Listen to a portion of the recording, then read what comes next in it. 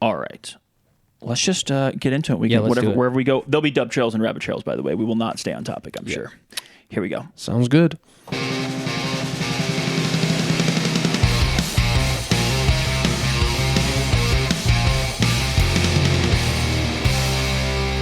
Hello and welcome into the Section 109 podcast from Studio Breezy. I'm here with Jay, Sir Mix-a-Lot, the GOAT, Baba Juan, and this guy, Mr. Tom Halsall, a.k.a. Tommy Salsa. What's up, Tommy? How are you? Doing well, thank you. How are you? We're doing wonderful. I was getting ready to say you were hovering over that. It needed some applause for Tommy. So I would like to start straight away with when you first got the nickname, because I have where I think it came from, but Tommy Salsa, which I feel like most CFC fans know you as. When did it first come into yours, and was it pre-CFC or was it just here? I think there's one precursor to this that we have to say. Okay. For you newer CFC fans who are catching on to the podcast, Tom is not only the women's head coach or manager, depending on where you're from and what you like to say, but he is also an absolute CFC legend, and I don't use that term lightly. Hell yeah. Played goalkeeper from 2014 to 2018. Yeah.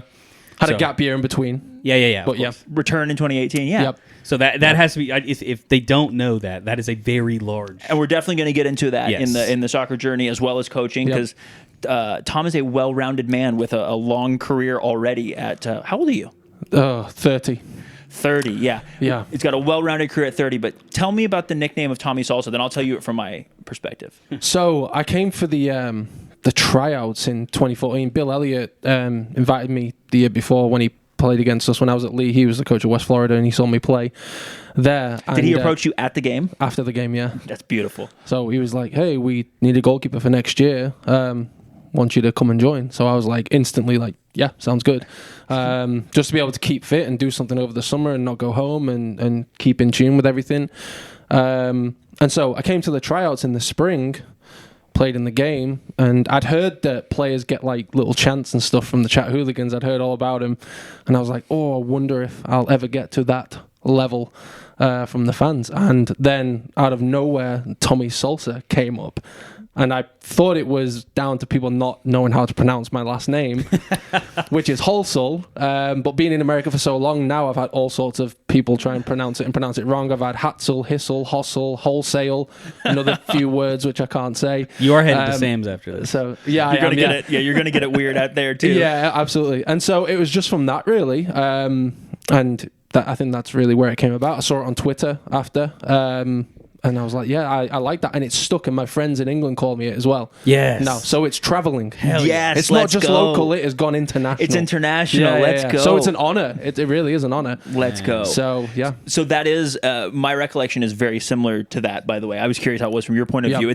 I'm sure there was a touch of people not knowing how to say your last name, but also for the syllables that you need for the goalkeeper chant, like Salsa works easier than Halsall. Halsall also works, but it's a little bit more of a, like with the L is a little harder, the H is a little harder. So the Salsa just flew, and then of course nicknames are good. So like as soon as we could give a nickname and you weren't upset about it, that was never going to be anything else. No, I loved it. Yeah. What the nickname also like really brought too was like obviously like we're the team or the fans are going to chant. So my favorite part of your nickname, Tommy Salsa is awesome, but the chant was Tommy Salsa, and then at the end everybody would go, he's so spicy. Yeah, I love it, honestly. Which, by the way, that is the beginning, to get a little nerdy here, like the Chatahooligans, there have been other tags now on the end of goalkeeper chants, but that is the first one that I remember. There may have been other tags, but that was the first one that was widely tagged on the end.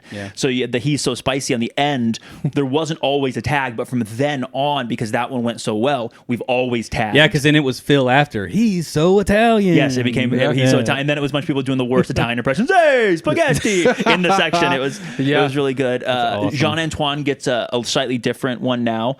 Even though everyone calls him Jean, we have kept his original, what I assume is original French pronunciation. They do, get off his lawn, get off, because it rhymes with Jean-Antoine. Yep. Yeah, but the tags partially starts with you. Again, there may have been somebody, but it was yours that made it popular. See, and everybody after legendary status grows. Yeah, the spicy. That's very cool. The spicy. And speaking of which, I'm going to go straight to a listener question because I think this is a good spot for it. Jeff Clymer would like to know, what is your favorite salsa and how spicy do you like it? Oh shit! Mild and basic.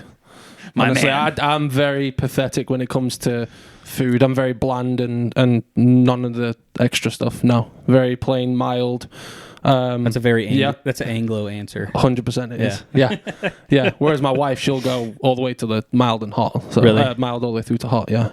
Nice. I love it. Yeah. Wow, Jeff, great question. Yeah, it was a great question. Very appropriate. It was the very first. We asked for listener questions. It was the very first one that came in. I Nice. felt it was good. So, Tommy, for those that don't know you, and Jay and I know you a little bit, where did you grow up? Where are you from?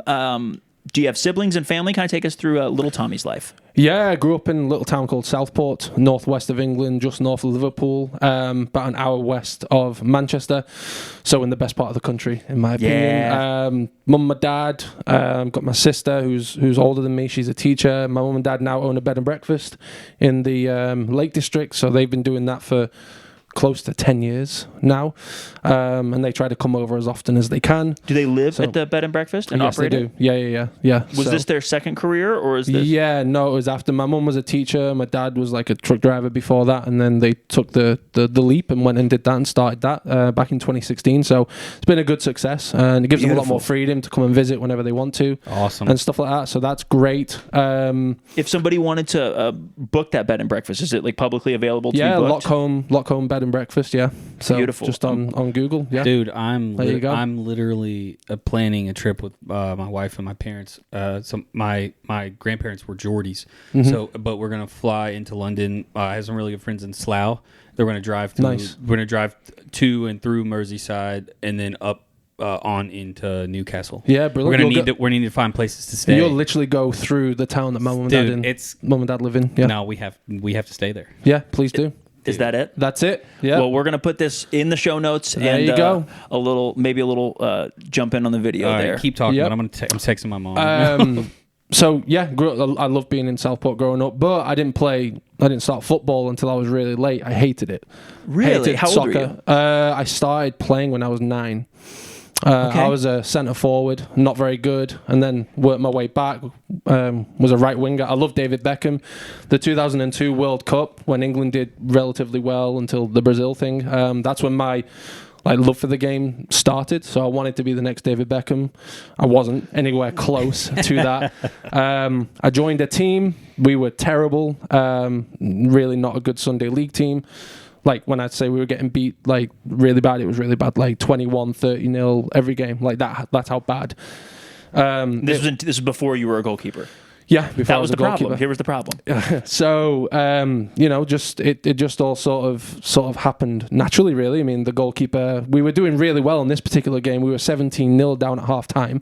So we were still within a chance. And our goalkeeper quit at half time, literally threw his gloves off and was like, I'm done with this. And so we didn't have a goalkeeper. So because I was the tallest, my manager, who was like 5'4" at the time, said, right, Tom, you're going in goal. How old were you? I was about 9 or 10. Okay. No, I wasn't. No, I was 10 or 11. Yeah. This is a couple years into you actually playing regularly. Yeah. So they threw me in goal. My dad wasn't happy about it. My dad was livid on the sidelines, and my manager just went up to him and was like, listen, I'm the manager. I'm deciding he's going in goal. If you don't like it, you can leave. So dad was like, all right, sounds good. So he stayed. I went in goal, and it just, that was it. That was the start of it. I remember making a top corner save in the second half, diving at people's feet, and just loved getting smashed. Absolutely loved it. Had no fear. We lost that game 21-0, so it wasn't bad. Much better second half. Yeah. And then we played the same team a week later with me in goal the whole time. We lost 2-0. And so that's kind of how it all started. I never wanted to be a quote-unquote footballer. I never thought that was possible. I didn't have a passion for it at that point. But I just enjoyed being in there and diving around and stopping the ball. And then within 6 months of that, I got scouted for Liverpool. And so Liverpool came in, I went in for a trial, and my first ever goalkeeper coach is now the head goalkeeping coach for the FA in England, Tim Dittmer. So cool. That was really cool to work with him at that young age, but I wasn't ready. So I was there for a year, didn't sign anything, which was gutted. I was gutted at the time. Did you grow up a Liverpool fan? Yeah, big Liverpool fan. So to go there to the academy, I mean, it's world renowned, that academy, you know. Sure. So to go there and to train there, to get a taste of what it's like at an academy, it was really cool. But I wasn't good enough at that point. So went back to my old team, and then was about 3 months after that I got scouted for Blackburn Rovers. Again, same thing, went there for a few months but wasn't good enough, and then went back again to my Sunday league team. So it was a kind of like just a constant like trials. We'll have a look at you, yeah, but you're not good enough. So after the Blackburn one, I was really like, oh, like this sucks. Like I'm starting to get a bit like gutted now, because clearly I think I have something, people are noticing, but what am I missing? What's going on? So then about 2 weeks after that, Manchester City came in, and they offered me a 6-week trial. Went down there and signed within 3 weeks. And how old were you at the time? I was 12 at that point. Okay. So within like a 2.5 year span of going on the trial for Liverpool for a year, and then a little bit in between, within 2 years, I was signed at a Premier League club. Bonkers. Yeah. Absolutely bonkers. And then you play. How long were you in Manchester City system? From 12 to 18. And then how did you end up here?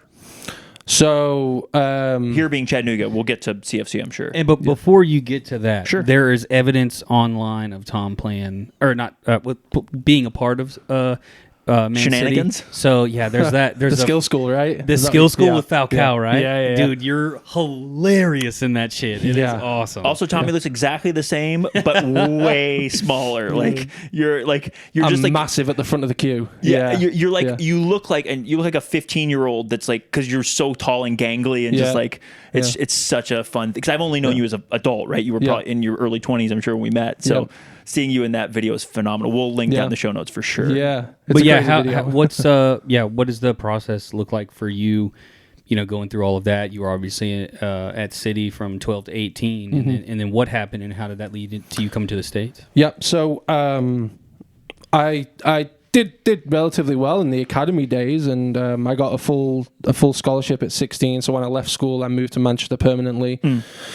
Signed a 2-year scholarship, which was incredible. Loved it. So it was my full-time job at that point. And fun fact, actually, back in 2008, Greg Hartley played in the FA Youth Cup final against Chelsea. I was in the crowd that night. We all had to go. So there's just that, like, honestly, when we put all this together and knit everything together, the fact that me and Greg, both from Manchester City, both ended up at Chattanooga, both goalkeepers, like, it's just bonkers. It's so cool. It's mad. I was going to ask if you had met. I just hadn't. That's so I'd cool. never met Greg, but I knew of him because he was like renowned in the academy when they won the FA Cup against Chelsea. And he's a couple years older than you, right? Yeah, he's 3 or 4 years older than me. So then he moved to America first. But I was lucky. I got into the reserves and first team kind of realm when I was 17. Got asked to go up and to train with the reserves, train with the first team. All those goalkeepers in the 2011-2012 Premier League winning season. So I had that. I got that experience. But then in the January, they were telling me that they weren't going to renew my contract in July of 2012. So it was kind of like, wow, this is devastating. I've worked so hard for all of this, and now it's just completely ended like that. Like, now what? What's next? Did you want to stay in? Obviously, you ended up choosing, spoiler alert, to come to the U.S. and go to college. But what was the thought process at the time? Did not. I wanted to stay in England. I went on loan to Derby County, which was great. Thought I was going to get signed there. But the reason why I went there on loan originally was because the goalkeeper that they signed had a shoulder injury on day 1 of their arrival. So they needed cover. So I went in, loved it, thought I'd maybe have a chance, but wasn't meant to be. So the Man City said, hey, there's an option for you to go to America. We know a former player who has an agency over there, and he'll be able to help you. So he called us, told us about it on the Friday, and then on the Sunday I flew out. Literally, it was such a quick turnaround. Wow. So I flew out, went for a visit, visited numerous colleges, and then found Lee. And as soon as I went to Lee, I knew that was the place that I wanted to be. So I chose to commit there and took a risk, really, because it was a complete change of sort of lifestyle and career and culture. And my agent at the time said to me, he goes, if you go to America, your career is going to be done. And I said, well, I'm going to get an education. I'm going to get a lifestyle. I'm going to, branch out a little bit. And he was like, why do you need education? And I was like, this is why it's not going to work. That's bad. That's such bad advice. Terrible advice. There's so many footballers wash out at 22 or 23 with no life skills. Nothing. Yep. And so, I came to America, played at Lee, got my undergrad degree, then played at Chattanooga, played at Asheville. I've coached. I've got 2 master's degrees, and now I'm head coaching at Bryan and back at Chattanooga. It's a mad story, but one I'm really grateful for. All the hard times and all the good, and just being able to test myself in a new country. And I found my wife here as well, so happily settled. Just working on the accent. Yeah, I've got to. Yeah, my American accent isn't that great. That's better than some. It's better than some. Yeah, oh man, I tried. Hey, I have a question. Bad advice. You got some bad advice. It sounds like. What was the conversation between you and your parents like when you were trying to make that decision to make the better decision to come over and get education? So my parents were actually more for it than I was. Really? So it was more them being like, "Hey, we think this would be really good for you. Obviously, it's your life, it's your choice, but let's look at the pros and cons. The pros are you go." New culture, new life. You grow up. You get an education for a lot cheaper than what you would in England. Yeah. You still get to play. Whereas if you stay here, you can keep on trialing, but nothing is guaranteed. The only guarantee right now is you have this America offer. So think about it. And so I did. And after a bit of convincing within myself, it was like, you know what? Clearly nothing else is happening in England right now. There's no other tryouts coming. And, I'd been paid at this point for 2 years. So it was my job. So it was like, well, if I stay... Yeah. Like, when's the next paycheck coming? I don't know. How am I going to survive and do that? So, America was just by far the best option. Not a safe option. It was a risk because it was like, am I willing to risk the career and all that for it? And I have no regrets whatsoever. That's so cool to me because I always think of like you, Greggaa, Luke, some other guys who came from living in England and then coming over here and being like, oh, I guess I'll play for this NPSL team in the summer, and holy shit, is this culture amazing, So I know we can dive into that in a little bit. You don't have to get to it, but that's a really cool like A and B situation. Like, do I stay here or do I move here? You take the risk, you come to college, but then you find this like community that is CFC, which is just like, obviously is like the perfect setup for something like that. So. Absolutely. And CFC came in my sophomore year as well. So it was like right in the middle of my whole playing career, and it was like. So you came over and you decided to go to Lee. Went to Lee, and then you told us a little sneak preview earlier that Bill caught you after a game. Yeah, after we played West Florida in my sophomore year, and he came up to me and he was like, "Hey, what are you doing in the summer?" I was like, "Not much, probably going home at this point." And he was like, "Well, I'm the coach at Chattanooga. Would love for you to come and play for us." And I was like, "That sounds great to me," because I'd heard a little bit about Chattanooga through the grapevine. You weren't far away. No, I wasn't far away. And That's the best part. C.S. Renicky was still on the team, and he was our captain at Lee, so he was kind of the bridge, kind of telling me a lot about it, and it was like, yo, this sounds incredible. Dude, I want to do it. What's cool about Lee for me is, so when I was working for the club back in the day, it was like the end of a season, and we were going through I was just helping Reed clean out the locker room and stuff, and I found this magnet, and it was from Lee. And I talk about it all the time on the podcast. And so here is the moment. There it is. Because I have the magnet. Wow. It's been sitting on my desk and then on my fridge for a long time. So here you are, my friend. Thank you very much. Dude. I've said that multiple times. Like, I got to get that to him or whatever. So this morning, no shit, I left my house, got all the way to downtown, realized I forgot it. You're kidding. I got all the way to work. I turned around. I was like, "There's wow." I was like, "Dude, there's that was appropriate." It was very appropriate. Yeah, and my wife thinks so too. So she was like, "You're dumb." How did this end up in your hands again? I'm so confused. So I guess maybe when was your last year at Lee? Fall 2015. So I graduated in May 2016. This is 2016. Yeah. This is 2016. Yellow jerseys. Into the season. We all remember how it ends. We don't have to talk about it. Yep. Thank you. Yeah. But it's the week after we have an OGA tournament at Findlay, and then I was helping Reed just kind of clean out the locker room because it wasn't the permanent home for the club. Yeah. I guess it was, but they were sharing it with UTC, so they had to kind of we had to clean it up, and I found it on the floor.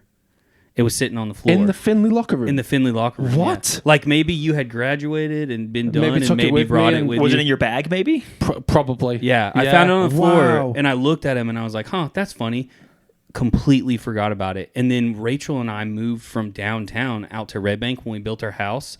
And I was just going through boxes and I was like, holy shit. Yeah. I have this. Wow. Well, and it was like, dude, I'm kind of glad I have this. Well, I'm really Tommy's my grateful, boy. honestly, because I have other magnets on my fridge at home, so this is going to Let's go, dude. fit right in perfectly. Yeah. So, Let's go. Thank you. Yeah, dude. I was wondering. Breezy and I had a whole lie fabricated to tell you because I mentioned it to you like in the past, or on the podcast, and you mentioned that you would listen to the podcast. Yep. And I was like, I don't want him to ask about it like before the podcast because I want it to be on the podcast. I told him so we had this whole fabricated lie. I was going to tell you, like, dude, I forgot it. I don't know. Turns out he really did forget it this morning. He just went back and got it. Literally, yeah. Yeah, no doubt. Brilliant. Yeah. Well, thank you very much for taking such good care of it. Yeah, dude. Doesn't look I great. love it. So this is, I think, you. a perfect time to transition to coaching.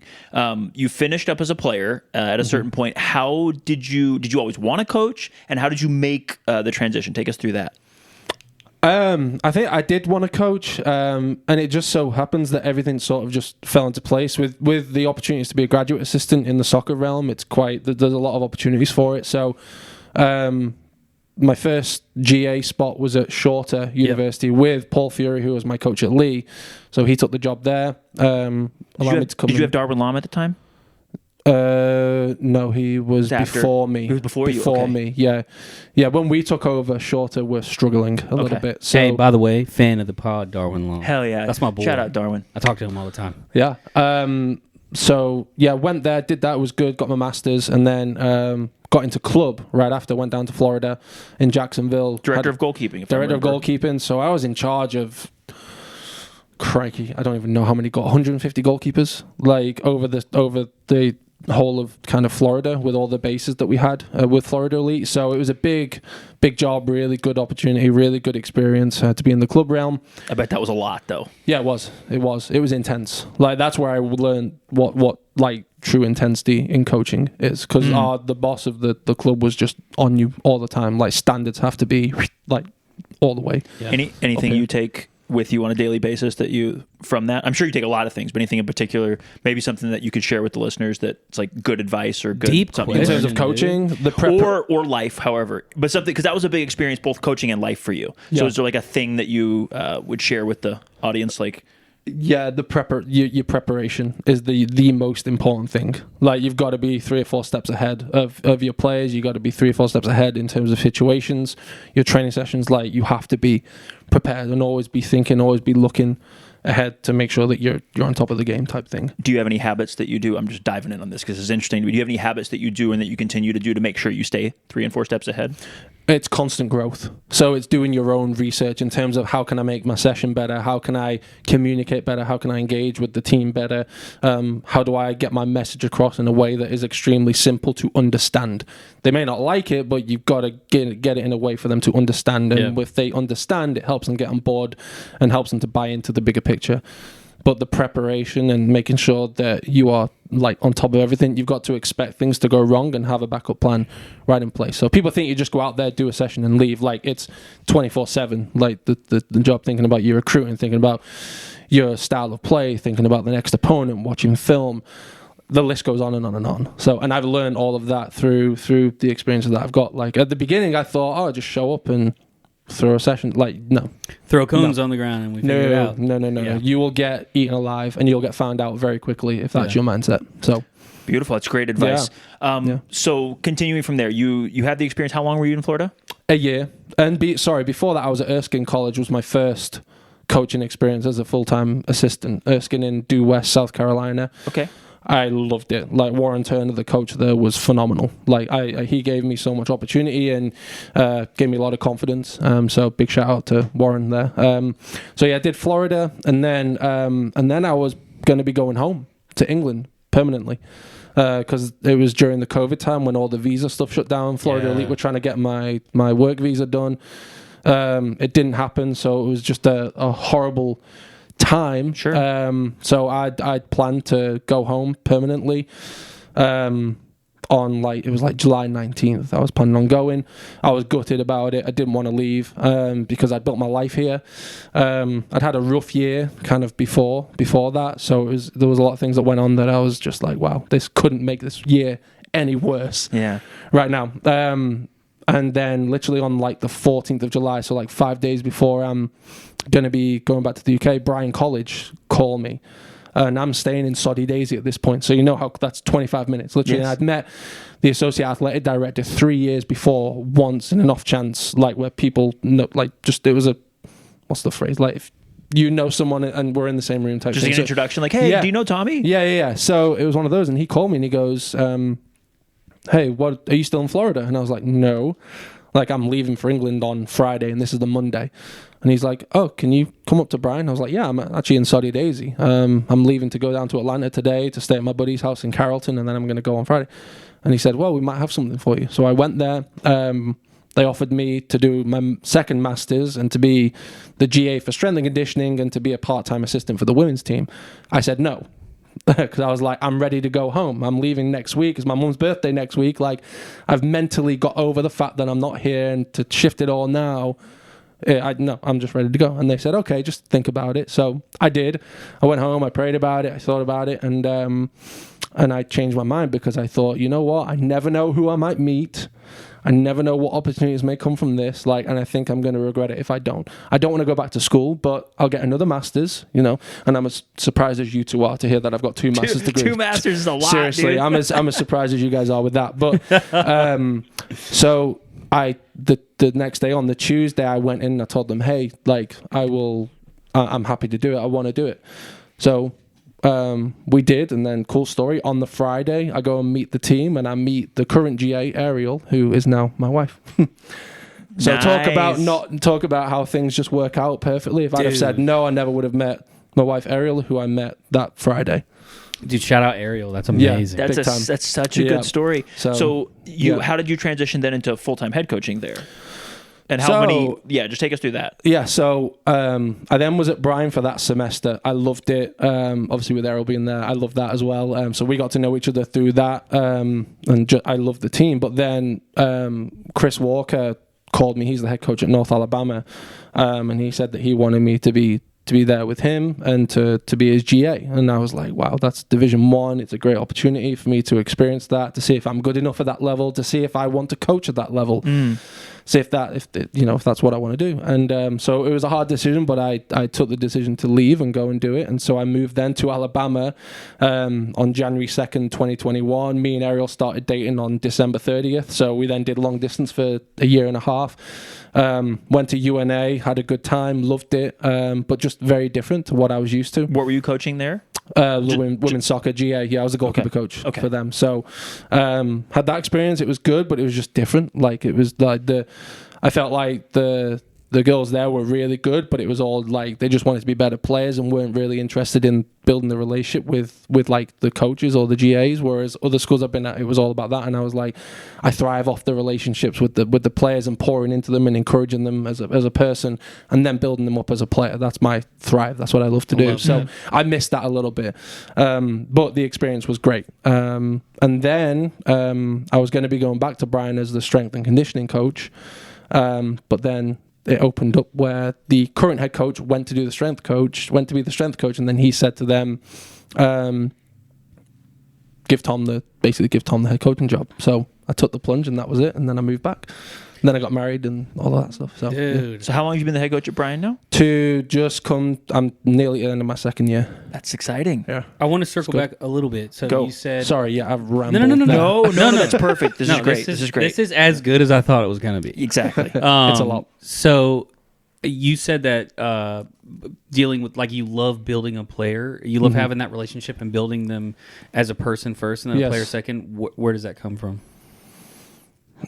Is that like your past relationships with people? It's just I'm an encourager. Yeah. Like, I'm not perfect, by the way, and there's times where... So this is where it's been a real, like, human development for me. Like, I've always been a people pleaser. I've always been so, like, I want to be liked by everybody. I don't want to not be liked. Like, I've always had that. And being a head coach, you've got to brush that aside because you are, like, they show you that they don't like you at times. And so you have to be able to deal with that. And I needed to deal with that. So the next step in my career was to become a head coach because, one, I want to pour into people, but I need to get over the fact that I'm not going to be liked sometimes. So But in terms of pouring into the girls' lives at Brian, it really is helping them grow in their faith, helping them become stronger in who they are. And I'm all about helping people find the things that they can't see that's great within them. I'm pretty good at that. I'm not gonna lie. That, dude. That's a good one. Because that's what it's all about. Because if you pour into them as a person first, you then unlock the player within. Yeah. But you can't get the player without unlocking the person first. So if they know that you care about them, you love them, you're going to push them, and you're not going to give them everything they want. You can't give them everything they want. But if you listen and make them know that they're being heard, they will then run through brick walls for you. Dude. But you've got to dive into the person first.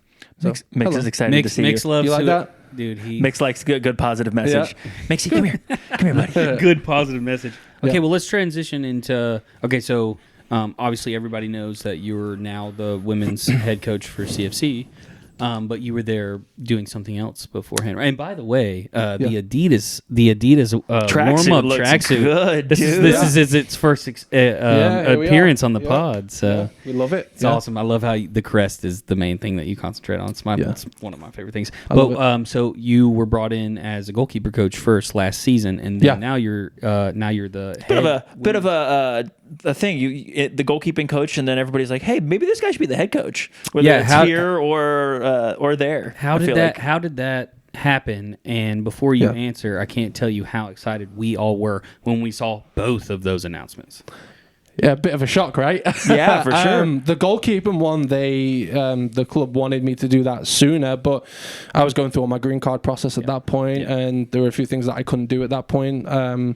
You can't work until you get that work authorization. Yeah, shout out to your wife again. That and my driving license had expired and I couldn't renew it until I got my green card in. So I couldn't drive for a year. So that was brutal. So my first year of collegiate coaching, I didn't have a car. I couldn't get there. So my father-in-law, legend, he drove me every single day. And then throughout the day, if my wife couldn't come, I'd be playing spin the bottle of who's going to get a text message or a call from me, asking, can you drive me back home, every single day. So that was brutal. That added stress beyond measure. And you were not adding another thing where you couldn't drive, I'm sure. No. So then the club contacted me right at the beginning of the summer and was like, hey, can you do it? And I was like, hey, I'd love to, but I can't get down there. I literally can't get down there. I'd love to, but I can't. I'm sorry.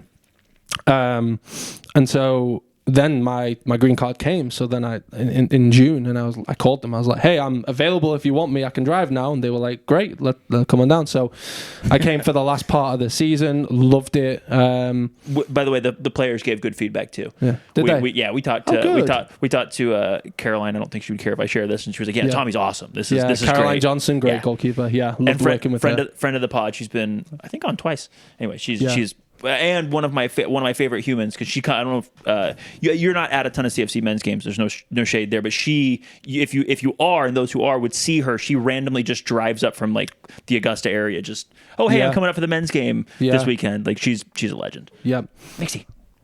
This is my favorite part of the pod right here. Yeah, he just making an entrance. Yeah. Oh, there you go. So he might just lay up against you in a second. Yeah, that's all right. So you got your green card, got your driver's license, came down, you were a goalkeeper coach, and then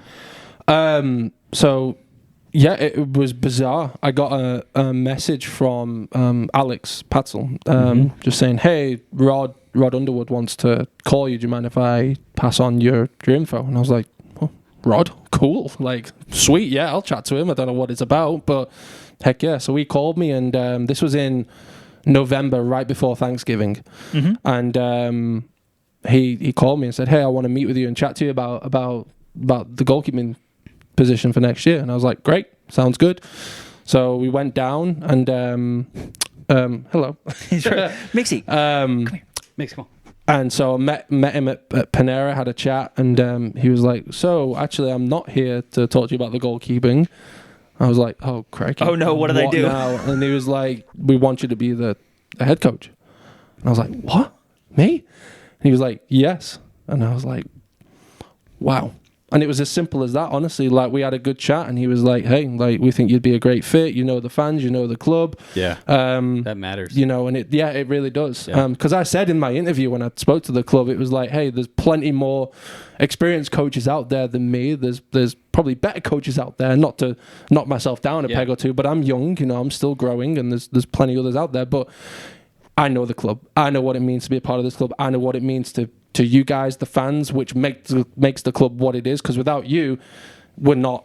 What are we? You know what I mean? So, and I know what it means to you guys to be a part of the club, and I have a lot of passion for it, and I love the city, and so I think with that, I want to connect more of the fans. Like at the men's game, they get quite a lot of a big crowd, a couple of thousand here, that. I want that exact same experience for the girls.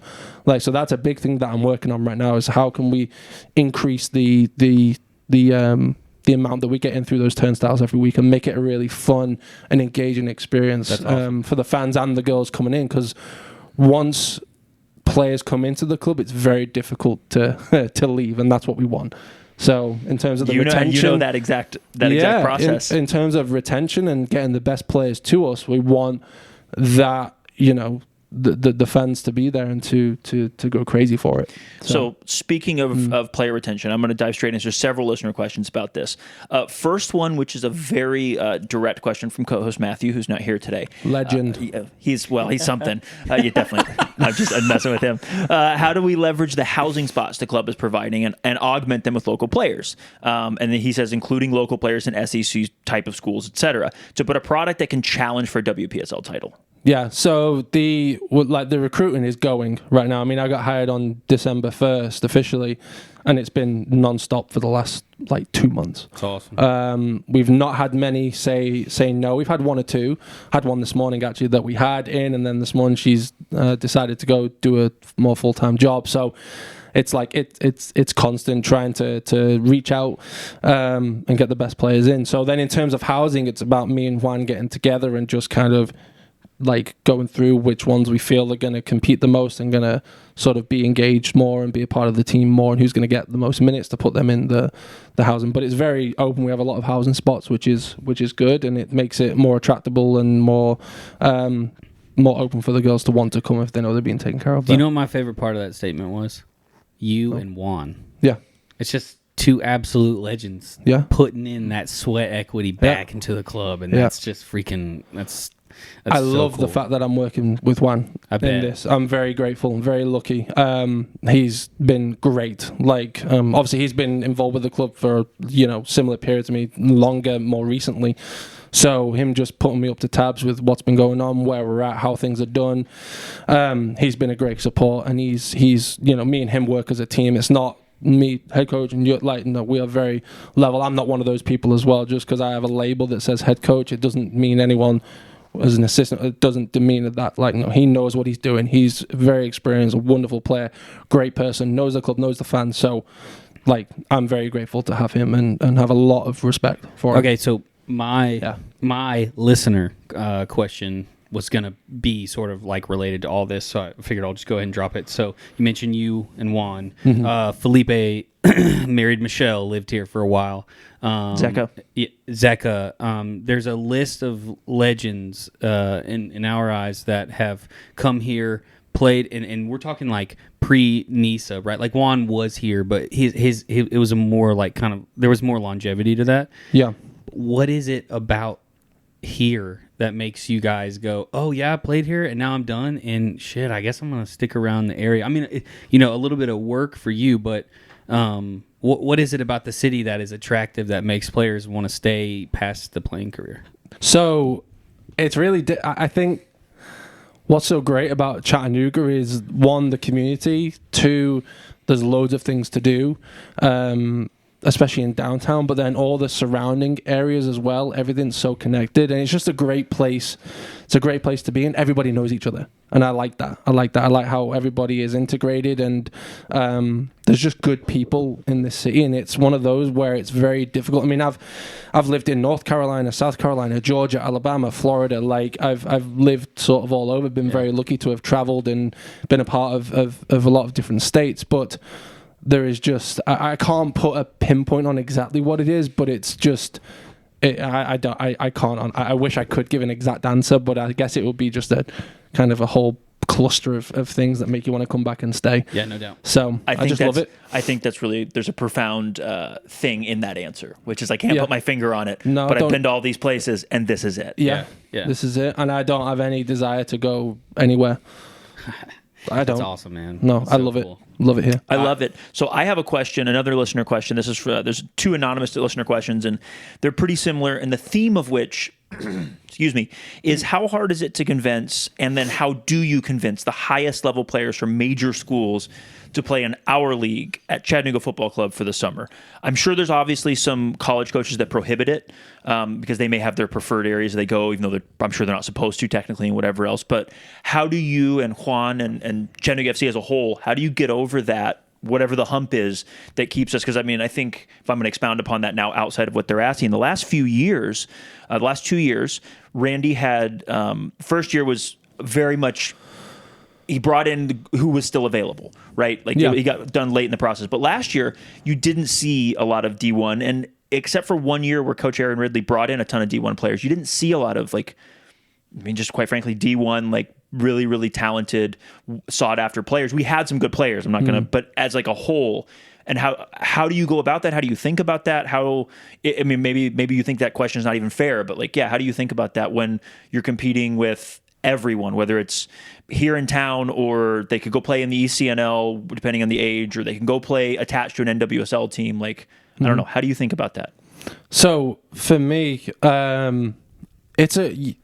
it's an easy sell. Like, it's talking about you guys, it's talking about the fans, it's talking about the stadium, the community, the culture of the club, the foundations it's set, the legacy that we want to set, giving them a clear and concise picture of this is where we are, this is where we're going, this is how we're going to get there, and this is the contribution that I believe you're going to have. And so in terms of getting the best players, it's one about networking, who you know, reaching out, watching video, and then giving them the time that they need to really draw them in. Again, it goes back to the point I made earlier. Even in these phone calls, like I've got a phone call with a player from New Zealand later on today about coming to join us, who's a centre forward, who I believe we're going to get.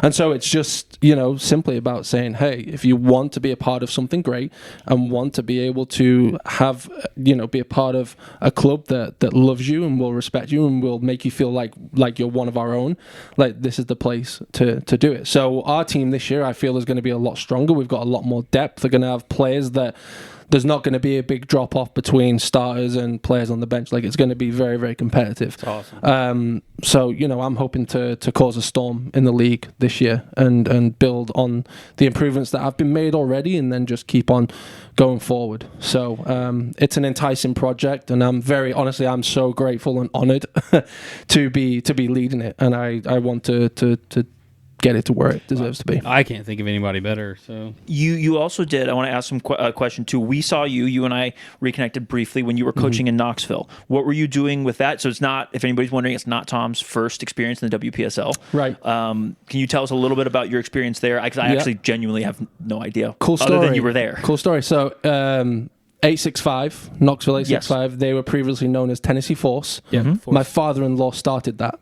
no club. way, really? Yep. So he started that. He built it from nothing. Those first 2 years, that was all him. So full credit to my father-in-law, Tommy Hansford, legend. So he started it and was like, "Hey, I want you to come on and do the goalkeepers. We've got Laban de Vries, who's now doing the men at A65 Knoxville."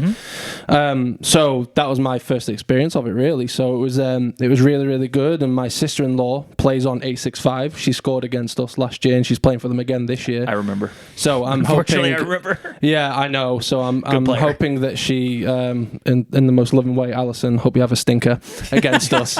Yes, but Amen. she's outstanding. Like, she plays at Liberty and she's good. Oh, So that's awesome. but I've got my ideas of how to keep her quiet in the game. There you go. So we'll be all right. But I do want the bragging rights at the dinner table later on that evening, as she does too. So that'll be fun. We're gonna have loads of family come down for that game as well, because it's it'll be a good one. But yeah, no. Like I said, my father-in-law started Tennessee Force, and then they kind of bought it from him afterwards, and then changed the name to A65. So that's it. Pretty cool. Yeah, and for anyone who, I don't know how you feel about 865, but when we went up there as an away game, they had a good setup. They treated fans well. It seemed professionally done, and they seemed to want to do it well. And as someone who traveled a lot in the NPSL, you know well, and I guess in the WPSL now as well, there's a lot of teams that don't want to do it well. Right. they just want to roll a ball out there and play. Yeah. And it was much more than that. So I was impressed. We'll see. I hope they continue because I really enjoyed going up there for that away game. Yeah. All right, if you excuse me, good? No, I don't know what's going on with my voice. Jeez Dying Louise. quietly. Would you like me I to take this one? Yes, go to the miscellaneous questions and you just blow through some of those or whatever you want to take. There was a well, never mind. Just we can move on. I was going to cycle back to some miscellaneous questions. Yeah, I'm if you're definitely good with that. Yeah, this is one of mine too. Go. This is one of my favorites to ask, especially from a goalkeeping perspective, because goalkeeper's mentality is different than a player on the field. What percentage to you of the game is mental, and what percentage of the game is physical?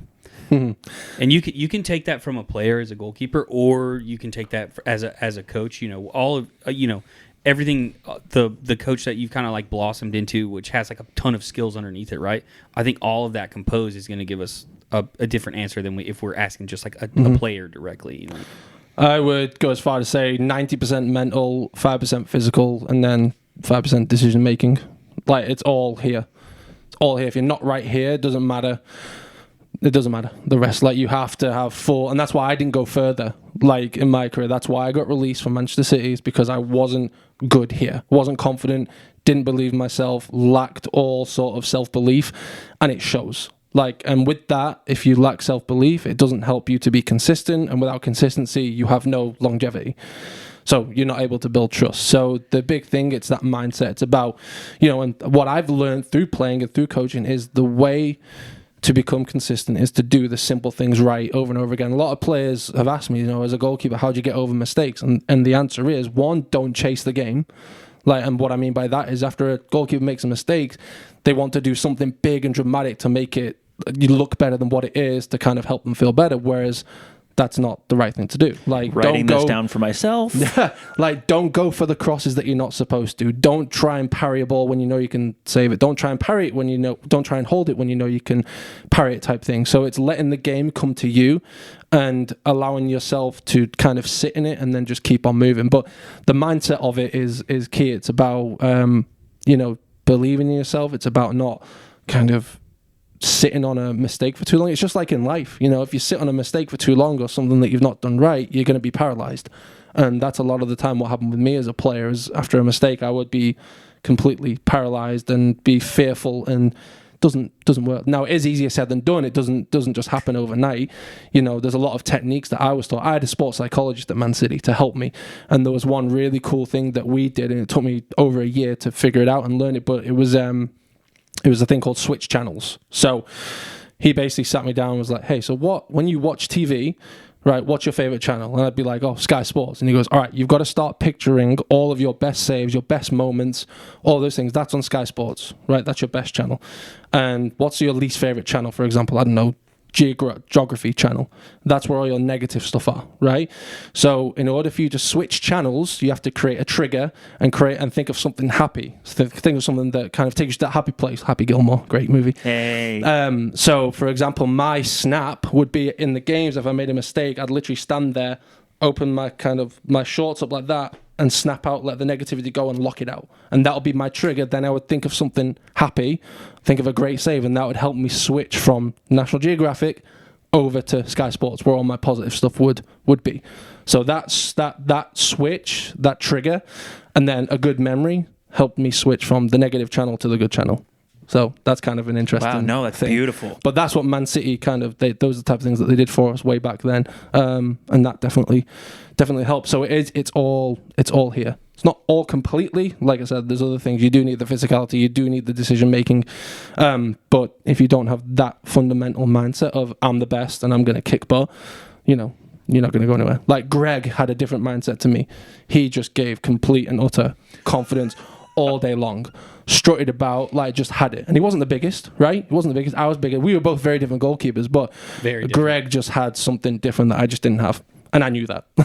And so that's why I would never complain. I just knew where I was in the pecking order and I accepted it. And my job was, right, I'm going to get him ready. So I've got to be mentally prepared to make sure that he's mentally ready for the sake of the team. and I knew my role, and I loved Dude, it. we can move on to another miscellaneous, and they're going to Because I could spend 15 minutes on this. This is good. They're going to become more rapid fire and stuff. But Yep. One thing I will say is you knew your place in the pegging order, right? Yep. I don't think I've ever thought of a player who was secondary in their position and was at that much of a legend to a club before.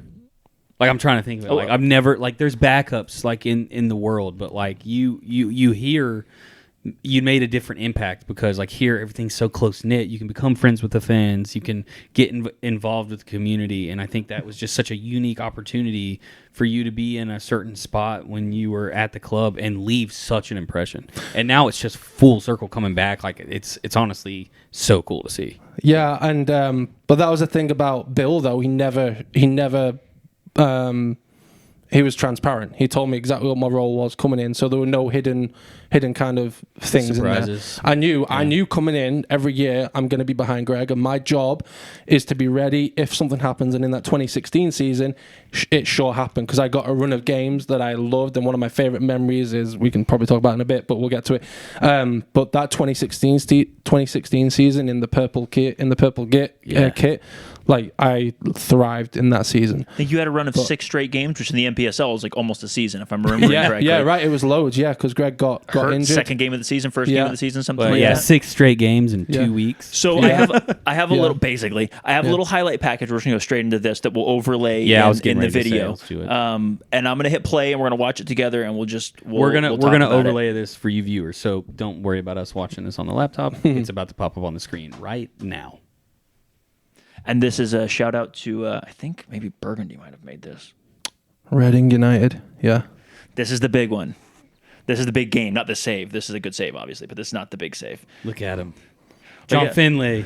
Also, look at Finn Bay, man. Finn Bay, Yeah. Your other was DP on your team at Lee too. Yep. Yeah, he's out Great there too. I played with Mario on Wednesday, his brother. I love Mario. He's such a good guy. Another good save there. All right, here we come. Now we're coming to the... this is what matters. And you can see you love some penalties here. You were pumped after that I was miss. terrible at penalties growing up, but I've only saved 1 or 2 in my whole career, and that's why... So you're about to save one right this here. next part, right the there. emotion, like, it just... Like, yeah, and then... But, right, so, I mean... There's a picture from that's just insane. Can I just say, though, like, sure, I got lucky with saving that penalty, but can we just take note of how good our penalties were that we scored? Yeah. Every single player stood up there and smashed them and got them in. And so without that, we wouldn't have got it. So big credit to the guys. You went the right way here, though. This should be the save right there. I don't think that was the miss right there. You went the correct way, right? Got everything done. There is a freeze frame which we'll find, and like you said, we had wonderful, wonderful penalty kick takers. Matthew and I were talking about this the other day. How much did you guys practice penalties? Not very often, honestly. Like when we were like, I didn't practice them that much. Luke always did. I can see that. Luke always did, but it wasn't very often. Really, and I think Sindra Wello actually did a little Panenka. He did do a Panenka, didn't he? In one year, which was just pure.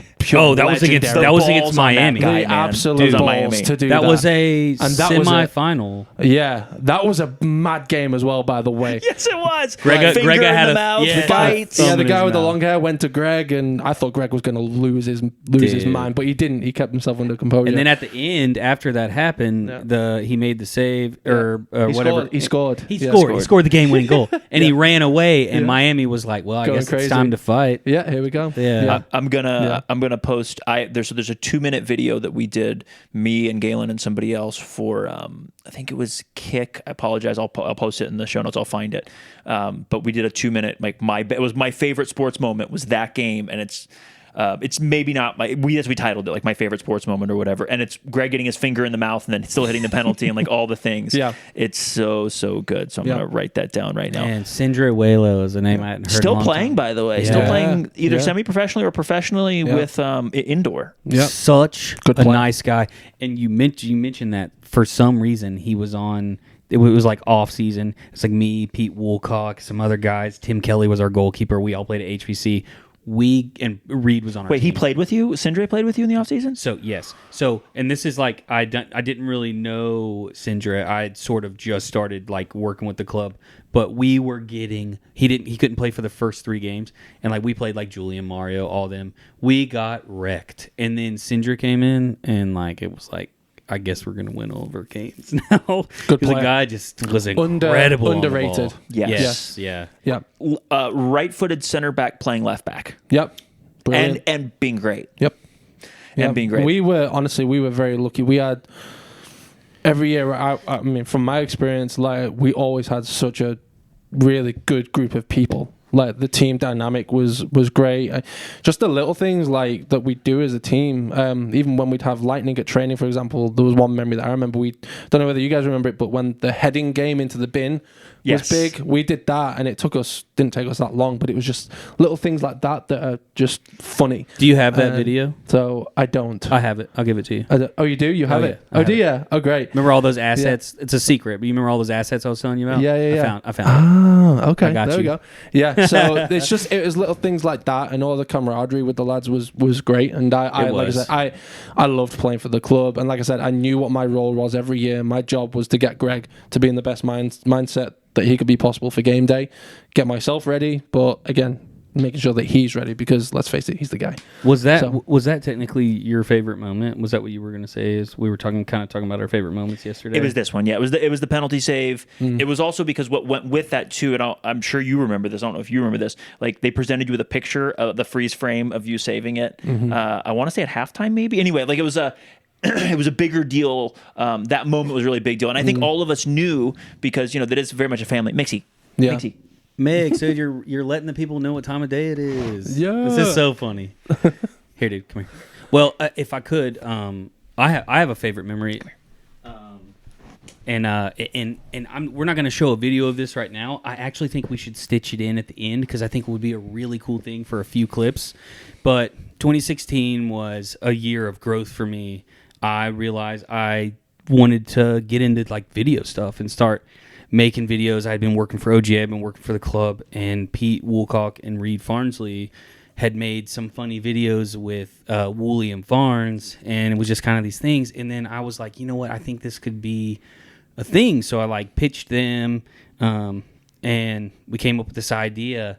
And we just needed players to like be on board with the idea of creating some really fun social media video challenges. And on my very first 2, which is like even one that I filmed that like I didn't know what I was doing and I messed up the ISO on the camera, so the footage was unusable. You were also there for that one. Remember the soccer tennis thing? Yeah. Yep. So I did 3 videos. You were on all 3 of them.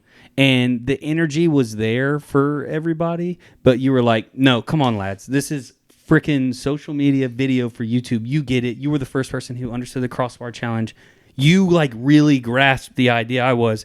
And so your energy went from like, yeah, cool, to like just like over the top, super hilarious. And you took part in those challenges. And made your life a little easier. Yeah, dude, it did. It made the videos. Like you were like a big part of why the videos were. Do you remember the Top Golf Soccer Challenge? Yeah, I do. So like those are all my ideas, and like your energy, you were the loudest person, you were being funny, and it was like that made the video awesome. And it made like DP, Juan, Umberto, and Felipe, they all kind of like felt your energy, and it all kind of got brought up. So thank you. Oh, I appreciate that. That's very kind. Yeah, that made filming those videos probably like 100 times better. Oh, well, good. I'm glad. So stick around, because at the end we'll throw in some of those videos. You're gonna actually see the character that Tom is. Beautiful. All right, I got some rapid fire food questions. We're just gonna go right into these. Are the most controversial things. So first of all, right off the top, are you a good cook? Not bad. I'm getting better. Yeah. Go-to dish to impress someone.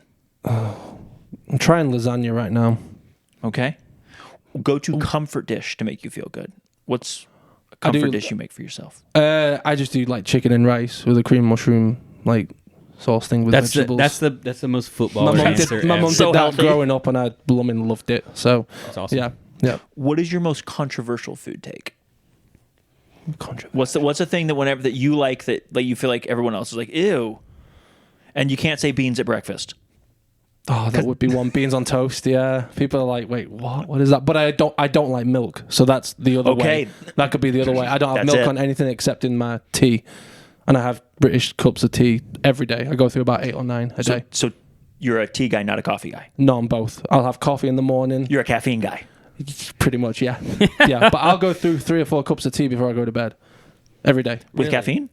I don't know. I don't know if it's in there or not. I'm not sure. I think there is a little bit, but I don't know. Don't keep me awake, though. What are you drinking? My dad always, my dad's a tea guy. He's an Anglophile, man. Like I said about my grandparents or whatever, but PG Tips was always at our house. So Yorkshire tea is the one. And what's great now, I've got my father-in-law in on it as well. He can't stop having British tea now, so I've nailed it. Dude, this guy sounds awesome. Yeah. How do you drink your coffee? How do you take your coffee, rather? With milk. Just milk? No milk. sugar? Nah, I don't know. I have enough chocolate on the side. I don't need any more sugar. Do you still do cardio? I'm trying. Yeah, I do a little bit. I go through phases where I do nothing and then I do a lot. So I'm kind of in between right now. I'm getting back into it. So by May, I'll be looking a lot different than I am now. Treadmill? Nope.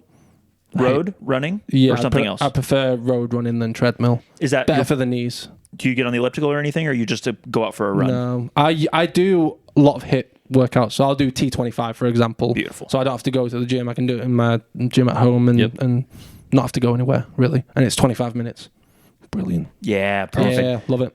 Yeah, I want to do something like that. I'm in the process of finishing a golf simulator in my garage. Nice. Because I've talked about golf. Well, it sounds like you guys would be hanging out in his garage. Yeah, dude, because like conditioning in golf is something that you don't think about, especially when you're killing Michelobs like I do. Yeah. And so you get tired. So I'm trying to figure out a T25 I can mix in with swinging a club and going back to I've done T25 for 8 years and it works every single time. Well, dang. It's fantastic. And 25 minutes in and out, boom. Okay, so all of this wraps into like the most important question that we ask on this podcast. Absolutely. So when you're out, one of. There's a food take that is important. When you're out there and you are getting your cardio in, whether you're running or doing T25, what do you listen to? Music, Coldplay. Coldplay's my band. I love Coldplay. Most British thing you've ever said. It really is. I mean, have you seen their concerts though? Yeah. Oh yeah, for sure. America likes Coldplay. Europe in general loves Coldplay. Lived in Italy for 2 years. Yeah. Just about every Italian I met. I mean, just Europeans, and I'm not saying any shade here, love Coldplay. No, I love it. I don't like rap. I don't like Drake or anything like that nonsense. I can't stand that. I'm not the typical like football person when it comes to music. I don't like the normal stuff. You're not a hype music kind of guy. I'll listen to like emotion. Before I played, I used to listen to like emotional music to get me down, like the sad and it's weird goalkeeping. I'm weird. Like, goalkeepers are weird. So we're strange. Yeah, that's really fun because I played ice hockey growing up, and so it was like Slipknot and Limp Bizkit. Like we were listening to it, and there was this one guy named Dan. He was in the corner. He's fastest guy, most physical guy. Always wanted to fight. He always had everybody's back. He was in every altercation. And one day he always had headphones on. And one day I was like, dude, what are you listening to? Yeah. Dave Matthews. Yeah. The slower Dave Matthews. And he was like, I don't know why, but it just gets me in the zone. That's right. So, and I would a lot of instrumental stuff as well. Nice. Like, What about soundtracks? Are you a soundtrack guy? Don't mind. All my friends that are really into instrumentals, they all listen to like movie soundtracks and stuff like that. So. Greatest Showman, great. I love that. Like From Now On, that's an absolute banger of a song. Hell yeah, that'll get you hyped. That I would listen to that before I play. That'll get me hyped. Yeah. Oh, speaking of before you play, favorite pregame meal as a player or a coach, whichever one. Oh, we didn't mention since you do listen to something, you're not a psychopath. Yes, remember Caleb Cole? Yeah, he wouldn't listen to nothing. Yeah. So you knew Psycho. that? Yeah. So Caleb, we had Caleb. He said it was weakness. If you have to listen to something, it's weakness. Yes. So we had Caleb and Cam on, and Cam basically said, "All right, if you don't listen to anything, then you're a psychopath." So that's our litmus test, whether to know if you're a psychopath. Yeah. Yeah. It's like 4 people: co-host Matt, Sheldon, Caleb Cole, and somebody else that don't listen to anything when they're running. Yeah. Favorite pregame meal. Pregame. It would honestly back in the day it would have been some sort of pasta. Chicken and pasta, Yeah, you got to get your carbs in. Get the carbs in, Post-game meal, preferably after a win. What's this? I love a pizza, honestly. I'm all about, honestly. Keepers, we don't do much anyway, so pizza's my go-to if we've done well. If not, then salad. Got to check improve. the box. Yeah, exactly. Yeah. That's so funny. If you, I don't even know if you do drink, but if you do drink, are you a seltzer or a beer guy? More beer. Yeah, but I'm not an avid drinker either. Same. Fair. It's not like if someone said to me, you got to give up beer or chocolate, I'm giving up beer easily. All day long. 100%. Chocolate is difficult for me. But yeah, I can't remember the last time I had a beer. It's probably back in November. Speaking of that, Breezy, I'm 2 weeks back on zero sugar. Let's go. I thought you were saying back on alcohol. I did 2 weeks no sugar right before Christmas. And my wife was like, "Why are you doing it now?" I was like, "I don't know. It's just happened." Yeah, what a time to choose. Yeah, I know it wasn't great, and then it failed rapidly over Christmas. I went 5 months. Yeah, I bet it's life changing. Yeah, yeah, and something that maybe listeners don't know about me is I have Tourette's, so you'll kind of see me twitching and moving all the time. I did not know that. Yeah, it's gotten a lot better. And when I cut sugar out, did it help? The reason I did it was because I went to a new neurologist, and he was like, what do you eat, blah blah blah, and I was like, man, Reese's is my go-to, and he was like, you're gonna have to quit that. Listen to that siren. Yeah, I was like, wow. I was trying to figure out. I was like, that's almost like a mic drop right there. Yeah. No, I'm literally like starting that exact same thing. Like if I cut out sugar, like it'll help. And when I have done it, like my sleep was better. I had more energy throughout the day. Yeah. Like I was able to drink more water. Like I actually ate less. So for those of you out there, limit your sugar. What the FDA doesn't tell you is that it's just as addicting as cigarettes, cocaine, or anything else that is one of the most addictive things in the world. So it's scary. Speaking of addictive things, pancakes or waffles? Pancakes. Favorite type of fries, and I'll give you a couple examples, and you can pick from these or give your own. Curly fries, waffle fries, crinkle cut, shoestring, other wedges, potato wedges. First off, Breezy, they're crisps. Yeah, come on, get it right. Yeah. No, the chips. They're chips. Crisps are chips. Yeah. Crisps are chips, and chips are fries. He was gonna have my back anyway. So. Steak fries, the bigger steak fries, I think, all day long. But then Chick-fil-A waffle fries come in a close second, and then Zaxby's third. It's kind of strange that I know that off by heart, but yeah. No, that's this is the kind of answers we want. Yeah. Dude, not that I'm gonna influence you to do bad things, but if you like the Zaxby's fries, there's this place here called Jack's. It's a fast food place. They got some seasoning that's like it's a little different, but they got the same cut. Yeah, and I've heard of Jack's. I've never been. It's not Jack in the Box, is it? No, it's different. Okay, just Jack's. Yeah. All right, Jack's. Shout out to How do you feel about tots or sweet potato fries? And if you have to rank the order, I'd have tots over tots sweet first. Potato fries. Yeah. Does it go regular fries, tots, sweet potato fries for you? Probably. No, sweet potatoes at the bottom. Sweet potatoes at the bottom. Yeah, okay. Yeah. Not a fan of those. I love tots. Jay, where do they rank for you? Those three. Oh, regular fries, fries of any kind, like potato fries, sweet potato fries, and tots. I mean, in reality, I don't discriminate. But I think it's Chick-fil-A waffle fries, sweet potato fries, and tater tots. Okay. But I can crush tater tots, dude, especially if you give me some honey mustard. I think right now tots are my top thing. Really? If they're seasoned tots. CBC Chattanooga Brewing Company had seasoned tots recently, and it was good. Or last year rather. Those with a buffalo chicken wrap. I honestly went there like 3 days in a row for lunch. There's nothing wrong. No shame in that. No shame in that. No. Best thing to dip fries in. Ketchup. Yeah, I'm a ketchup guy. Everything. I'll have it with vegetables. I'm that bonkers. You love I'll ketchup. have it with pizza as well. Oh no. All day long. Yeah. Oh no, Tom. You can't have. No, seriously, I do. My wife looks at me like I'm someone from, I don't know, and she's like, why are you doing that? I'm like, yo, come on. It's like, try it. Don't knock it till you try it, guys. Seriously. And not just the crust. You're putting it on the pizza. Yeah. Well, the thing is like... that is your most controversial food take. That's there you go. One. Yeah, that's there you go. Yeah. Yeah. Breezy is not Italian, but he basically is Italian, so that hurts him to hear that. I know it. It's like Italians when like we put ranch on pizza. It's the same thing. Sorry, not sorry. The same thing. Yeah. The only thing that would have been worse is if you had been timid about your food takes. Food takes are meant to be held strongly, even if they're wrong. There's a video of Weston McKinney telling Chiellini that he puts ranch on his pizza. Yes. Like, all the Italian players are like... No. Yeah, I'm not a ranch guy, but ketchup I'll put on honestly anything. That's awesome. Yeah. Any favorite brand of ketchup? Are you picky in your ketchup? Heinz. No added sugar. My guy. Yeah. It costs more, but health matters, guys. Yes, it does. Oh, that's so funny. Best fast food burger. Oh, that's tough. This is an internet controversy that, it's kind of died a little Fast food burger. Wendy's. Dude. The Baconator. Yes. That's a bomb. That is. Yeah. Oh my gosh. Yeah, I'm not a Burger King guy or a Sonic. I tried Sonic a few months ago. Wasn't great. Sonic's very hit or miss. It's where you're at. Yeah. Like, cause I'm from like a more wealthy county back like in Middle Tennessee, and all the Sonics are banger. But like as soon as you go somewhere else, it's like it just I'm like I can't do it. Yeah, I'd probably say Wendy's. Beautiful. Dude, I saw this thing on the internet the other day, and it was like, when was Wendy's yellow? Because you remember they used to have yellow stuff, and there was a comment, and it was like, in their prime. There you go. Yeah. Do you have a favorite fast food joint? Like if I'm going to Taco Bell. I'm going to, favorite spot? Most regular, just because I live in Athens, is probably Zaxby's, but there's a little Mexican place called Peppo's, which is Mexican burritos, and they are huge. It's really good. I've been there. Yeah. Have you? Yeah. On Congress Parkway. It's brilliant. Shout out to Peppo's. Let's go. Get a sponsorship from my boy Tommy. Yep. Now, It's good. you told us about ketchup on pizza. Yes. This is another really important question on the podcast. What about pineapple on pizza? Does it belong? I don't think it does. Oh, dang it. Dang. The one rare time. Matt is in his car I don't think it or does. wherever he's at, fist pumping the shit out of the air. Right? Yeah, I wouldn't. Not for me. But you also said that you put ketchup on. So can we really? Yeah, exactly. Bingo. I know. Yeah. Yeah. Favorite type of pizza? Just regular cheese. And then I've got more into pepperoni recently. My man. So, yeah. Do you have, and I realize you don't live in Chattanooga, but do you have a favorite Chattanooga pizza spot?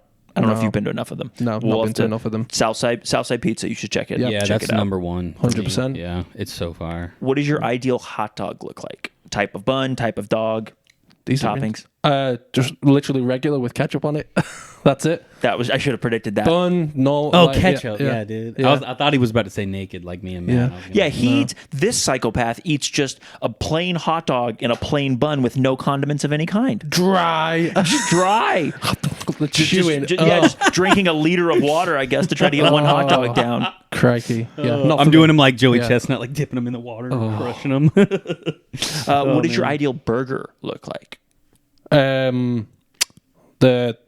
The bun, the meat, cheese, bacon, lettuce, tomato, bun, ketchup. What kind of cheese? Either cheddar or American. I'm not about pepper jack or any of that. I'm a Colby Jack person. All that. Yeah. To be fair, I'll take any cheese on pizza. There's no bad choice. But most people I do think have a strong preference for one or the other. If you get a steak, how do you ask for it cooked? Medium. There you go. The only acceptable answer. Yeah. No, medium rare, but medium's also fine. Medium is you can't. No. Medium Medium is the maximum. Yeah. That's the if maximum. you have it well done, I question. Anna Lanter, if you'd like to know, gets hers well done. Interesting. And we found this out on the podcast, and we almost disowned her and kicked her off the podcast and the team as the three of us. Her sister, you and Matt. That's going to be an interesting conversation to have with her. Yeah. And Watch It Be Summer, and I've forgotten, but it was Anna that gets it. We'll have to go back and check the tape on that. There's that good thing that's like, how do you argue with a person who likes their steak well done? And it's like you can't. They're still chewing. Yeah. That's good. Heard that. Yeah, that's good. Favorite sides when ordering a steak? Just fries. Yeah. Nice. I'm always a potato of some kind. Mashed potatoes is my pick, but dude, fries are great. And we talked about the last podcast, 2 podcasts ago. It was the most hungover I've ever been in my life. But the night before, it's because I was at Main Street Meats. And did I talk about the potato salad instead of the mashed potatoes? You did not. You just said twice during the podcast. He goes, "Why am I so tired?" Oh yeah, I'm hungover. So hungover. It was one of my best friend's birthdays, and we went out and had a good time. But yeah, dude. I don't know if you watched the clip. Brilliant. I cut you saying you were hungover twice into the clip. I did. I watched it. Yeah, it was great, and it was true. This is a good one. Oh wait, hold on. No wait. You ask this next one, and I'll move on. This one is controversial. Is a hot dog a sandwich? No. I don't believe it is either. No. Because I never say, I'm going to have a hot dog sandwich. Like, no, it's just a hot dog. That's fair. Yeah. Oh, so butter. You use butter on things? Butter? Yeah, Butter. butter. I put my butter on toast. Nice. Solid R. And that's about it. I won't put it on just a sandwich. But where do you keep it? Fridge. Okay. You don't think it belongs on the counter? No. Okay. How do you spread your butter, Tom? With difficulty, with extreme difficulty. No, it just Unless goes, these are the toast important is things. hot, so that's it melts true. it. So if you only do it on the toast, it's a good point. There you go. He did say he only puts it on toast. Yeah. Smart. I have my sandwiches quite Yeah, good. I basically the only time I No, ever you use have ketchup it on your is when sandwich I'm though, making right? I would. No, I'm just kidding. I did actually. This is weird. Younger, I would used to dip just bread in ketchup. So weird. goalkeeper, man. I love it so strange. much. This is the stuff that people really want to know. Yeah, this is funny. what they're gonna think about. Yeah. Jay, I'll let you do the last two. I'll do just the next one. When you're feeling like a cheat meal, like a greasy, nasty, like fast food something. Coach Randy, by the way, he had one of my favorite answers. He's like, I go to Wendy's, I think he said like a Baconator, fries, and a shake. Like he had like, do you have a go-to if maybe you're feeling sad, maybe you do something great, but like a greasy when you need something that's kind of gross, not a healthy cheat meal, but like doesn't have to be fast food. But. Honestly, no, I know it's kind of boring, but it just would be a pizza from Papa John's. An extra large one. I'll go all out. For yourself? Extra large For cheese. yourself? You like the whole thing? Yeah. Let's go. And then, have you ever had Fresca? Have you ever had Fresca? Of course. Oh, yeah. It's even better. I got my father-in-law in on that as well. Oh, really? I'm transforming him into like British, yeah. Even though it's not British, but I'm like... Fresca's lovely. Yeah, Fresca's bomb. No, that's a great answer to that one. Yeah. I keep mentioning golf, but sometimes when we go, I'll drink vodka and a Fresca. Yeah. It's a solid combo. You know the best time to have a Fresca? After you've mowed the lawn in the summer. Woo, that Fresca hits different. Yes, it does. Yeah, I could do a commercial for that. Just oh, man. Like, yeah, it's great. That's awesome. Yeah. Okay, so here's a couple of really good ones. These questions are great, by the way. Yeah, guys. yeah. Well done. What's the food you miss most from home? It would either be the typical Sunday roast dinner. You know, your roast beef, your Yorkshire puddings, your gravy, your carrots, broccoli, potatoes, roast potatoes. The plate looks disgusting, but God, does it taste fabulous. Yeah, it's wonderful. Yeah. Or an English breakfast. My parents do that every day at their bed and breakfast. So explain for anyone who doesn't know how's an English breakfast come? Bacon, sausage, tomatoes, mushrooms, beans, black pudding if you're weird and like that. That's gross. And then, I don't like it. And then tea, cup of tea on the side. I might be missing something there. You can have your eggs scrambled, fried, boiled. Sunny side up, whatever else. I'm not very an egg hearty person though. Yeah. Now I just thought about this because I asked you about food. Yeah. But we were just talking about candy. So what's your favorite candy? Because you can't always get it here. Sometimes there's things in the international aisle. But what's the candy you miss most from the UK? Just the basic dairy milk. It's just different over here. It's like not the same.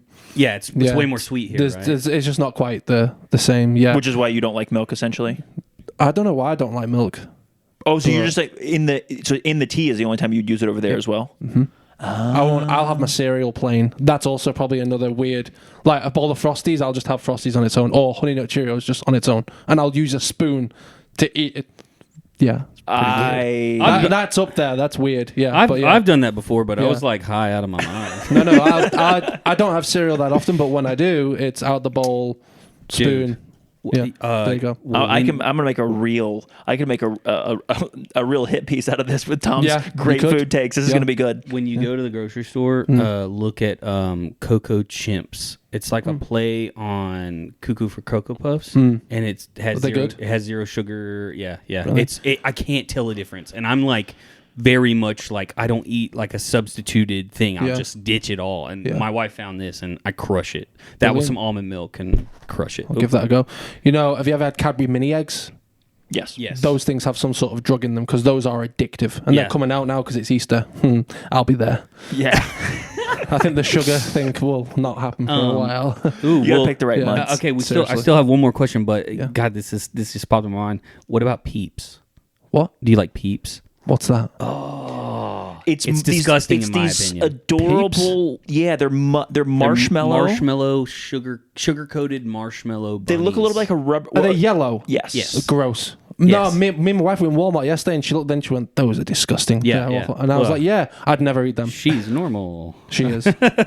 Okay, so if let's see, food from home that most people judge wrongly. We've kind of like mentioned that with like beans on toast. Yeah, it would be that. Yeah, that has to be. It's great. Don't knock it till you try it. Yeah. Also, people don't understand that British the beans in England are different than the beans here. Yeah, and they call them baked beans, but they're not the same. Yes. Yeah. So fun. I do TikTok. Well, not. I'm crazy, but I do a TikTok account that compares British and UK stuff, and a lot of it is about like food and stuff, and the amount of comments that I get, and the people that get on there. Wait, so you have a TikTok? You make TikToks? Yeah. Well, we're gonna. It's not on purpose. It was an accident how it all started because I did like one video and it went crazy. I gotta keep doing this. That's how could people find you on TikTok? Just Tom Halsall. Okay. Now I'm about to I think one. I don't know. Can't remember. I'll find you. I'll find you and link you. I'm Yeah. loving that I'm going to be on TikTok for trying to find you, but I'll find you and link you in the show notes. I'm there. Yeah. Last two questions, two listener questions. We've talked a little bit about this, but I want to ask you specifically. So Jeremy Barfield asks, how can you leverage your college coaching experience to coaching at this level of club ball?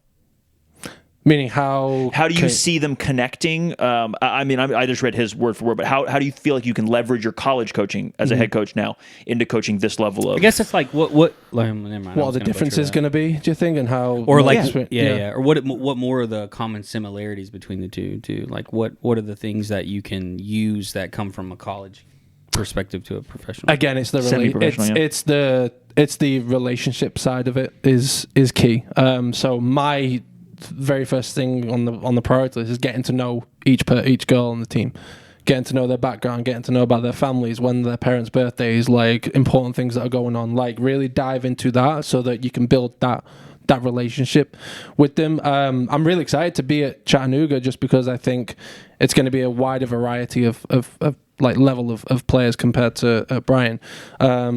So it'll be good to work with a different type of group of players with different sort of levels of ability, if you will, and challenging myself that way. Like my sessions can be a little bit more like advanced, and you can press on a few more different things. So I think those are the types of things that'll help leverage that. So, I don't know if this is a complimentary question or if he's being funny, or I don't know, but I like it.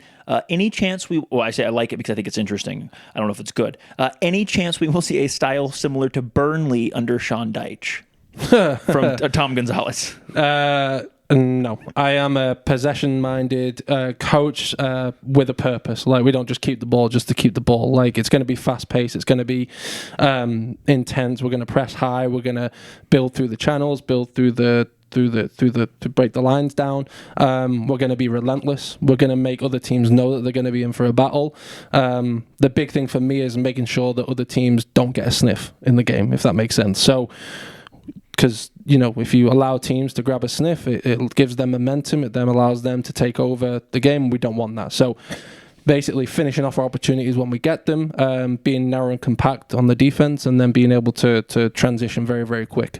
Get crosses in, get players in the box, score goals. The big thing is to score goals and keep it out, obviously. But we want to do it in an attractive and exciting way that makes more people want to come through the turnstiles. So I'm going to be very energetic. I'm going to be very loud on the sidelines. I'm not one that just sits on a bench and just lets them do it. Like, training is for the coaches, playing games are for the players, but I want to be helping them and obviously coaching them through it if they need it. That sounds oddly familiar. So Rod Underwood had a quote that said, "We never want to give them hope." Really? That is a quote from his first podcast with us. He said, you have to, the first big opportunity, you have to convert it. We want to be a team that never gives the opponent hope. Yeah. And then you want them to stretch. Then he's obviously added to that. But that was something that always stuck with me. He said, we never want them to have hope. I clipped it. I'll send it to you. I clipped it and put it on. I guess we have more in common than we know. But yeah, I mean, it's about finishing off the chances that you should and eliminating every single opportunity that they get. And again, doing it in a way that's fun, that's respectable, that's professional, and where they're having fun too. Like, they got to have fun out there. So no, we're going to give it a good go. We're going to knock Nashville off their little perch. Let's go. And we're going to make a statement, and we're all here to make a statement. And I'm very excited. I can't believe that I'm going to be the one leading it, and I'm really, really honoured and privileged to be able to give back to the club in a different way, because the club has been very kind and very gracious to me. Yeah, so man. It's an honour. Dude, as a fan, I can't think of anything cooler, honestly. Like, it's just so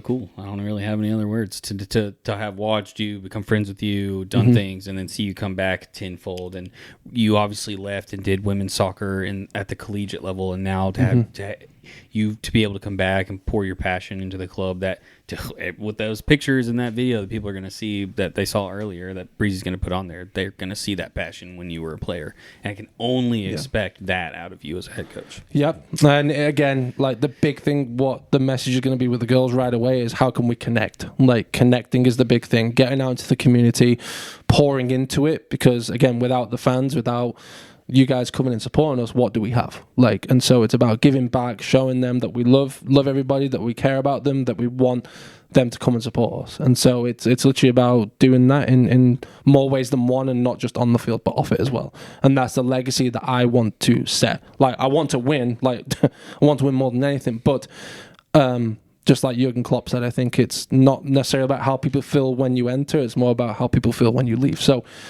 me, if we're talking about me and what I want to do, it's really bringing more people together, and I want the same level of passion for the men's as it is to the women's. And I want to help grow the women's program up to that level too. So like awesome. I said, I'm very honored, I'm very lucky, very humbled to be here. Really excited to give back. Well, I can't think of a better way to put a bow on this episode, Jay. I can't either, man, except for the fact that as we leave this episode, people are about to watch you be super goofy. Yeah, because we're going to play these clips at the end of the thing. Yeah. Enjoy that. That just shows Tommy's a well-rounded person. But totally. Listeners, thank you for listening. Watchers, thank you for watching. We are on YouTube. You can like and Damn, subscribe. I didn't say that once. I That's because I've been having such a good time. Yeah, I know, dude. I think normally I'm locked in, but this time you're just so cool and such a good friend. I just think I've just been like, well, we're just talking. Thanks for the tag as well. By the way, dude. What a moment! I got to do that. What a moment! On the fridge when I get home. So awesome. Throw a like on there for us, and if you got, as we've said before, if you got something you want us to clip, throw that in the comments, and we'll do it. Catch up with you guys later, and check out these fun highlights from Tom. Hey. Peace.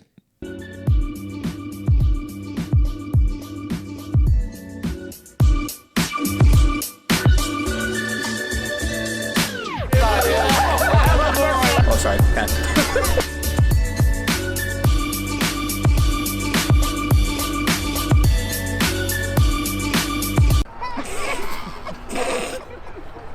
Humberto Peláez, Panama, goalkeeper. Favorite player, Tommy Salsa. Tom Halsall from Southport, England. I'm a goalkeeper. My favourite player of all time is Humberto Pelé. Best. First up for the goal team is Tommy Salsa. He's so spicy. We'll see about that. Oh, baby!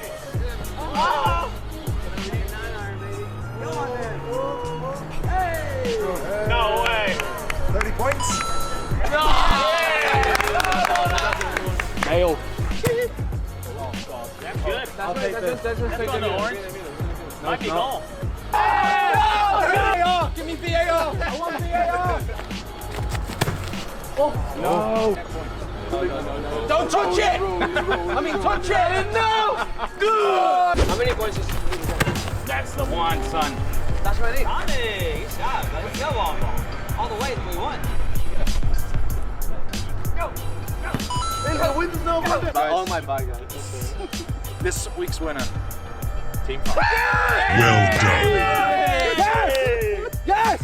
Woo! Yes! Huge thank you to our players. Yes! We got Keep on kicking in the free world. Oh gosh. I was going to say, Let's go.